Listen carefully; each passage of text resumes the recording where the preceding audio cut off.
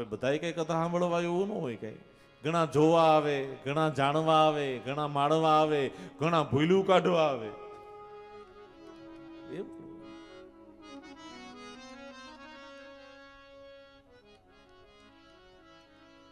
પણ જેને મુક્તિ મેળવવી છે એ જીવાત્મા મુમુક્ષુ બનીને કથા સાંભળે એને મોક્ષ મળે. જેને જ્ઞાન લેવું છે એ વ્યક્તિ જ્ઞાની બની અને એ કથા સાંભળે, જિજ્ઞાસુ બનીને કથા સાંભળે એને જ્ઞાન મળે. પણ જેને ભગવાન મેળવવાના છે એ કેવલ ભક્ત બની અને કથા સાંભળે તો એને જરૂર પરમાત્મા મળે છે. તો મુક્તિ માટે તો મારે ને તમારે આપણે આપણા માટે જ કથા સાંભળવી પડે. હજો કથા સાંભળવી કઈ રીતે? પહેલું, કથાને 3 કલાક બરાબર સાંભળવાની ધ્યાનથી. આપણે તો બેઠા છીએ, મનને બેસાડવાનું, 3 કલાક બરાબર સાંભળ્યા પછી ઘરે જઈ એનું ચિંતન કરવું, એનું મનન કરવું. ચિંતન મનન કર્યા પછી એ કથાને આપણામાં ઉતારવાનો પ્રયાસ કરવો. પ્રયાસ કરવાનો, ઉતારવાની નથી. ઉતરશે નહીં, કારણ કે તમને ઉતરી જાય તો અમને બોલાવશે કોણ? અમારો ધંધો ભાગી જાય ભાઈ, નહીં ઉતરે. ઉતારવાનો પ્રયાસ કરવો અને પ્રયાસ કરતા કરતા આવી રીતે તમે ચિત્તને ઠેકાણે રાખવાનું. ચિત્તને ઠેકાણે રાખી અને મંત્ર જાપ કરો અને આ કરો ત્યારે તમને ફળ મળે, નહીતર ફળ મળતું નથી. એક શબ્દ જો ચિત્તને ઠેકાણે રાખીને સાંભળી લ્યો તો બેડો પાર થઈ જાય. એનું નામ આ ભાગવત છે. ભગવાન મૃત્યુ પહેલા જ મુક્તિ આપે છે. મર્યા પછી તો બધું.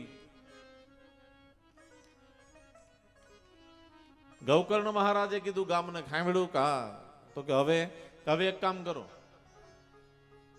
વિમાન હાઈજેકિંગ ભલે રહ્યું તો કે બીજી વાર સપ્તાહ કરો હાલો. એમ કહેવાય છે આ જે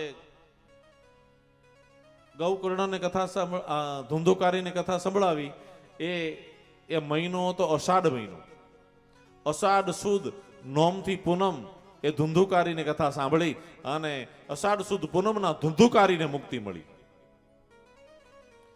પછી 1 મહિના પછી બરાબર શ્રાવણ મહિનો આવ્યો અને બરાબર શ્રાવણ સુદ નોમથી બીજી વાર ભાગવતની કથા શરૂ કરી ગૌકર્ણ મહારાજે પોતાના ગામમાં. શ્રાવણ સુદ નોમથી શ્રાવણ સુદ પૂનમ, શ્રાવણ સુદ પૂનમના દિવસે બરાબર કથાનો વિરામ થયો, પૂર્ણાહુતિ થઈ અને એમ કહેવાય આખું ગામ કથા સાંભળતું હતું.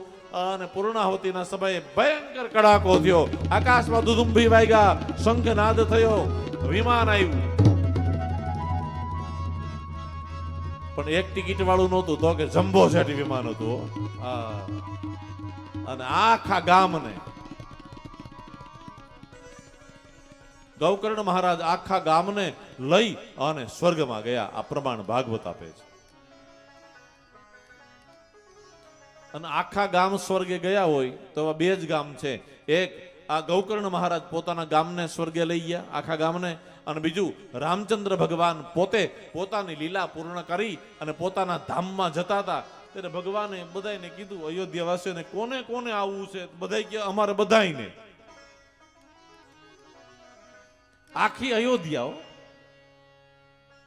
અને આખી અયોધ્યાને લઈ અને ભગવાન પોતાના ધામમાં આમ જાય અને વિમાનમાં બધા બેઠા અને વિમાન ઉપડ્યું. હજી થોડુંક અધર થયું ને કે હનુમાન બાપા ઠેકડો મારીને ઉતરી ગયા. એ કે કા ઉતરી ગયા? હે પ્રભુ, આ તમારા ધામમાં જાય ત્યાં તમારી કથા હોય તો કે ના, તમારો સત્સંગ હોય કે ના, તમારું નામ કીર્તન હોય તો કે ના.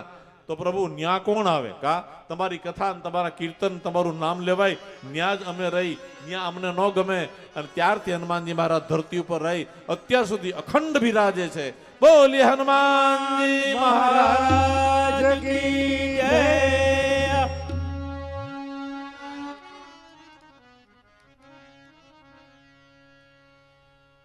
ધુંધુકારીને મોક્ષ ગતિ મળી છે.